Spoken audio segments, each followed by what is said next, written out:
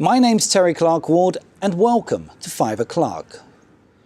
Right in the centre of Europe, Wrocław is practically located as a city open to the settlement of foreigners, a multicultural hub. However, as we know, history has not always allowed that to happen. People move and migrate for various reasons. For love, for adventure, for a better life, but sometimes to make a difference. In a moment we'll meet today's guest, but before we do, let's go to the clue table.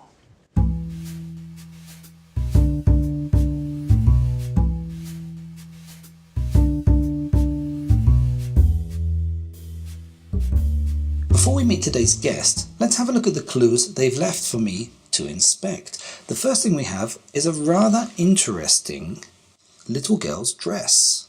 We also have quite an old antique box, and on the bottom of it there's some writing, but I can't really make out what it is.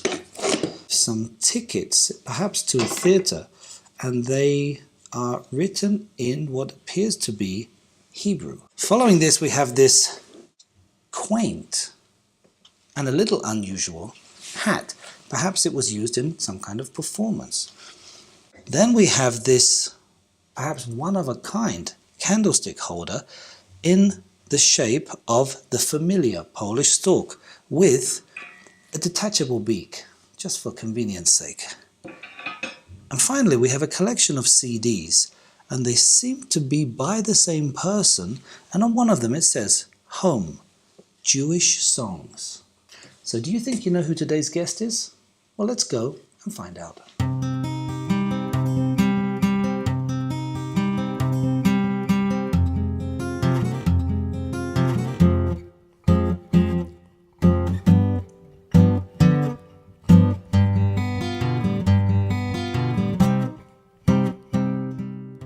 Today's guest is a woman of incredible talent, energy and dedication. Norwegian actress, playwright and torchbearer of Yiddish culture, Bente Kahan. Welcome to 5 o'clock. Hello, thank you. Now, before you came to Wrocław, you had an amazing career as a vocalist and as a playwright. Can you tell us a bit about that? Oh, that's a long story. It starts in Oslo, okay, and then and begins in high school. You know, taking this the only class in Oslo with acting, and then coming to Israel. First learning Hebrew and so on, and I thought I would live in Israel as a Norwegian Jew, and then I was accepted to acting school, hardly speaking Hebrew. Okay. So that was like kind of crazy because the other ones, you know, the Hebrew was their native language and we should improvise and everything. So that was kind of my, you know, started my journey. I went to the United States to continue to study, worked in street theater in New York, returned to Israel, worked as a main actress at the National Theatre, but also was there working with an experimental theatre. Mm-hmm. Then I came to Norway in 1983 and decided to go home. And came to Norway, and I actually thought to leave the theatre, but somebody grabbed me and said, do you want to join a Yiddish-Norwegian cabaret? So Yiddish Norwegian cabaret, yes, like presenting Yiddish culture to a Norwegian audience. That's how I continued to be an actress and to continue to sing. As an aspiring performing artist, somebody yes. who was beginning to get a lot of worldwide attention. Yes. I would imagine that a place that you may base yourself would be somewhere like London, Oslo, Paris. Yeah. But then you decided to come to Wrocław. You know, things come to you in life, and it depends how you respond to the things. So was Wrocław calling you? As for Wrocław, it came after I'd been quite active in my life. Mm-hmm. I had written several theatre plays, performed very internationally, not only in Norwegian theatres, but internationally. And then in 2001, we were supposed to actually to go to the United States. My husband wanted to go to his hometown, which I know from 1989. He said in 2001, let's go for 1 year to Wrocław. Okay. And I thought, it makes sense, but I said only 1 year. This is not really a place for me to stay if Yeah. I'm going to continue to work internationally. Now we are 2017, aren't we? So can you tell us So- about the foundation? Because this, I think, was at the real center of this regrowth, this revitalization of the Jewish center, because Wrocław has a very long Jewish history, doesn't it? Yes, and when I came here in 1989, I had no clue that this city had such a rich Jewish history. This heritage was so enormous, and no really sign about it. They had this ruined synagogue in the center of the city, and it was really a pain in the neck for everyone because it was right in the city center. Yeah. So what do you do with it? Either you tear it apart completely or you find a way to restore it.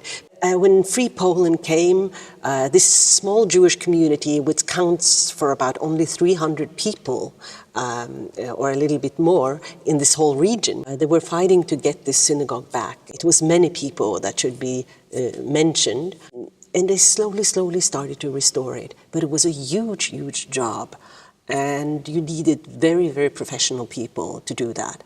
And so we got this big grant from the EEA, European Economic Area, which is Iceland, Liechtenstein, but mainly my country, Norway, who's a contributor. It was completed in 2010, is that right? Yes, the building, yes. Wow, and it's just magnificent. What you've done here is beautifully restored, and it also has several functions. It's not just a place of worship, it's also for concerts.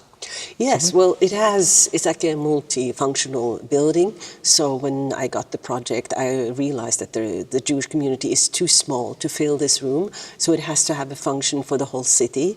So you see there are no benches, but we sit on chairs that can be removed in a minute, and then we can make this as a dance floor.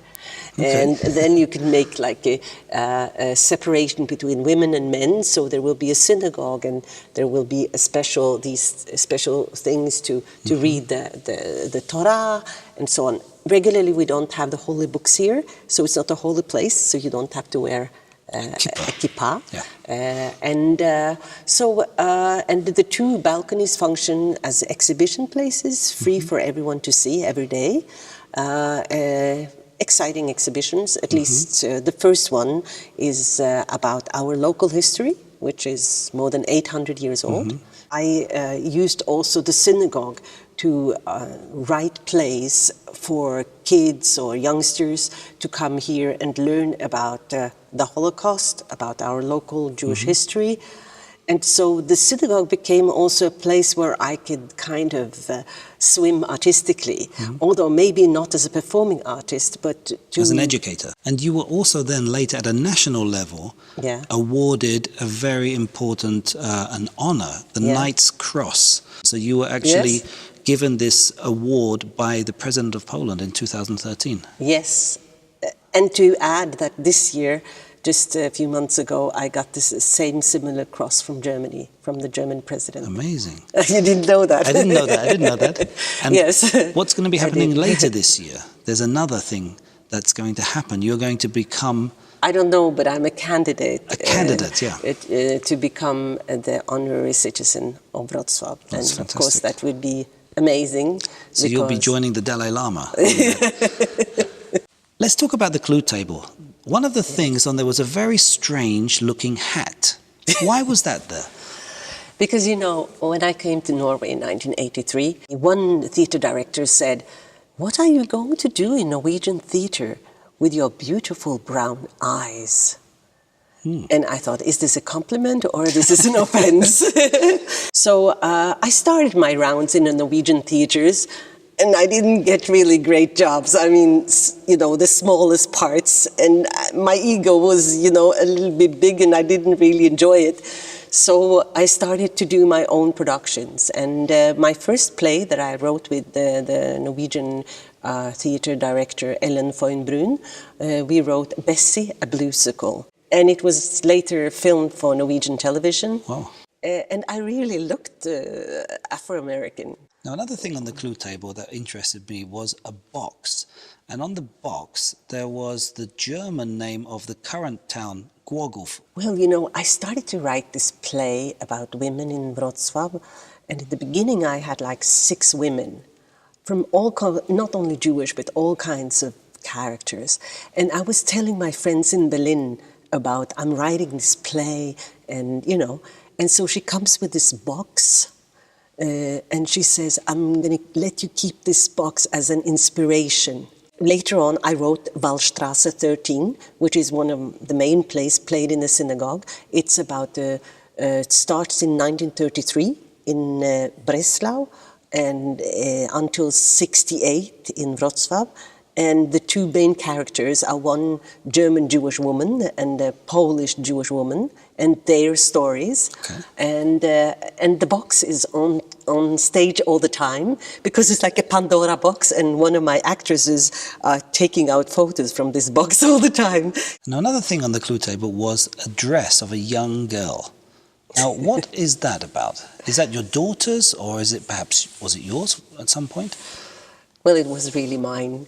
I see myself as this 10-year-old girl with this dress all the time. And of course it was Mini, this was in the 60s. And I haven't really changed. We always come back to that, that person, that little person that you are. And it's also important to remember all the time that you are just a little person, just a little one in this big universe. Yep. And you have your role to play.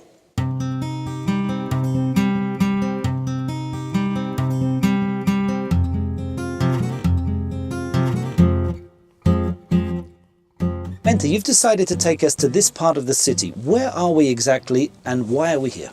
Wrocław wouldn't have been a city without the river, right, and Odra with all its branches. Mm-hmm. And so when we decided to stay in Wrocław, we wanted to live by the Oder. I memorize text here for my concerts, create my concerts, write my speeches. Okay. Everything is done on the Oder. This one you can follow and follow and follow all around, because actually we're on this, on this island. Yes. You pass, to come to the Centennial Hall, that yellow bridge, mm-hmm. and then you get into this island, and all around this island you have the Oder, and you can walk. So we can walk and walk and walk around here.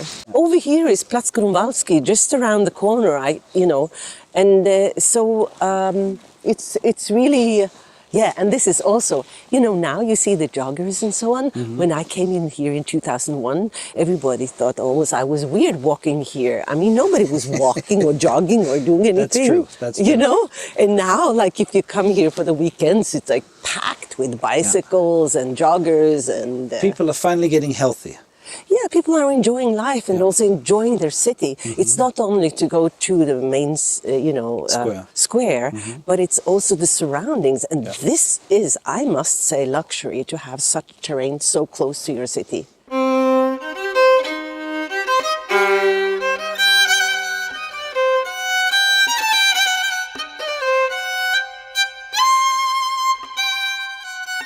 It's become a tradition to challenge our guests to do something, but this time I think it would just be a bit more fitting to ask our guest, Bente Kahan, to perform a song from her latest CD. The day is ending, it ends with supper, the brushing of teeth, a kiss, putting things away. So goes one day, a most precious day that will never return. What did it bring? It passed and went by, morning till night, just as the previous one. My day, my one and only. What have I gotten done? What have I gotten done?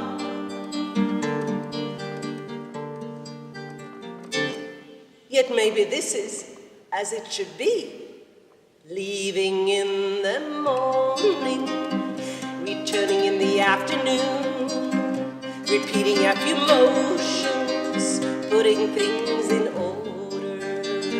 My day world's most beautiful diamond, a house of gold, a blue whale,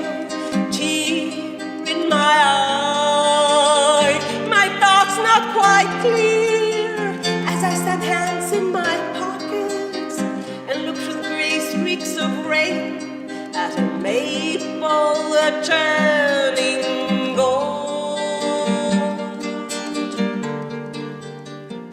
My lips which told the truth which lied, which repeated, stated, contradicted, begged, shouted, whispered, cried, laughed.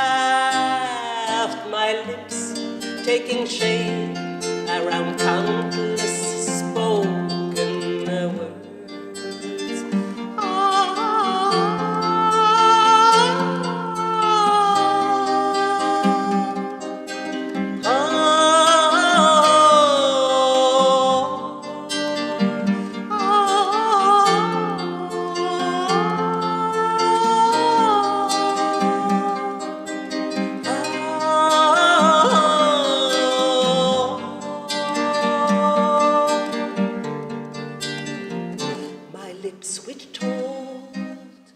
The truth which lied, which repeated, stated, contradicted, begged, shouted, whispered, cried, laughed. My lips taking shape around countless spoken words. For every wonderful performance, a small token of my gratitude for such a beautiful song. Thank you very much. Thank you. It was lovely.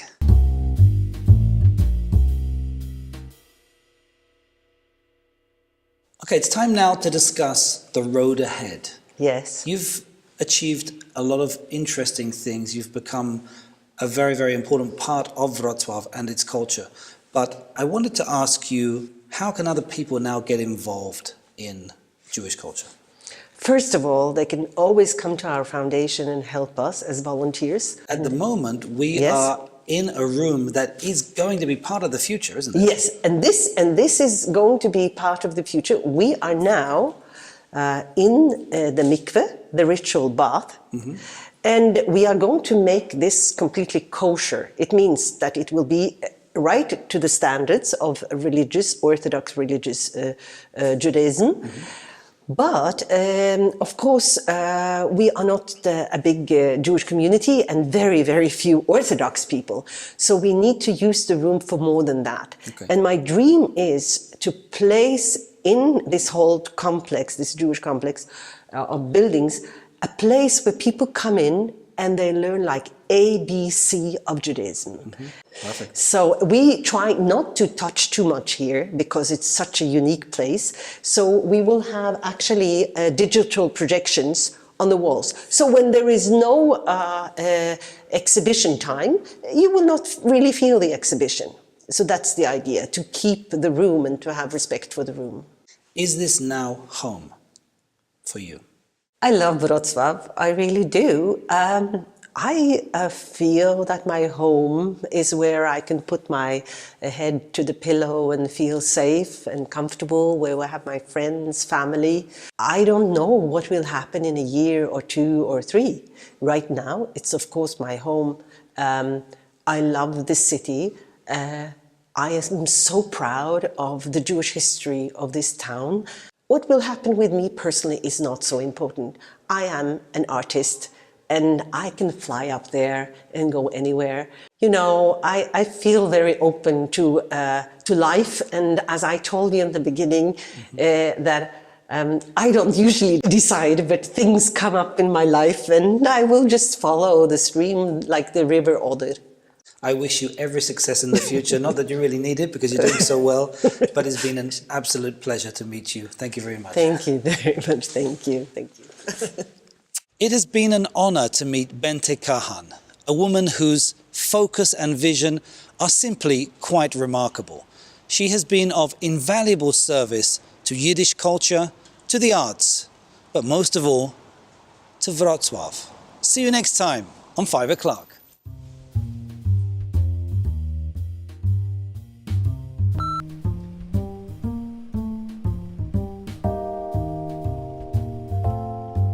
I want to do the Donald Trump stuff, like he uses the two hands like this and this, the open hands or the pointy fingers. 1, 2. I can't focus. He's doing like Trump. He has like 30 words that were greatly and nicely and bigly. I'm moving out of the White House, back to the Trump Tower. And finally, we have a collection of CDs, and I've just knocked the cue table off. So, whap, whap.